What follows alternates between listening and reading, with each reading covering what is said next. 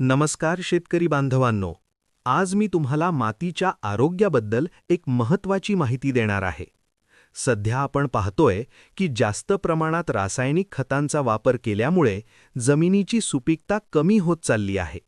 माती घट्ट होत आहे, पाण्याची धारण क्षमता कमी होत आहे आणि उत्पादनावर त्याचा थेट परिणाम दिसून येत आहे.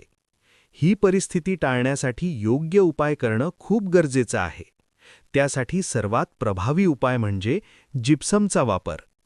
जिप्सम हा एक उत्कृष्ट भूसुधारक आहे. तो जमिनीचा कडकपणा कमी करतो, माती भुसभुशीत बनवतो आणि पिकांसाठी आवश्यक कॅल्शियम आणि सल्फर पुरवतो. यामुळे मातीची रचना सुधारते आणि पिकांची वाढ चांगली होते. पण फक्त जिप्सम वापरणं पुरेसं नाही. तुम्ही सेंद्रिय खतांचा वापर करणं देखील तितकंच महत्त्वाचं आहे. सेंद्रिय खतामुळे मातीमध्ये सूक्ष्मजीवांची संख्या वाढते आणि नैसर्गिक सुपीकता टिकून राहते. तसेच गांडूळ खताचा वापर केल्यास माती अधिक जिवंत आणि सुपीक बनते. त्यामुळे पिकांना योग्य पोषण मिळतं आणि उत्पादनात निश्चित वाढ होते.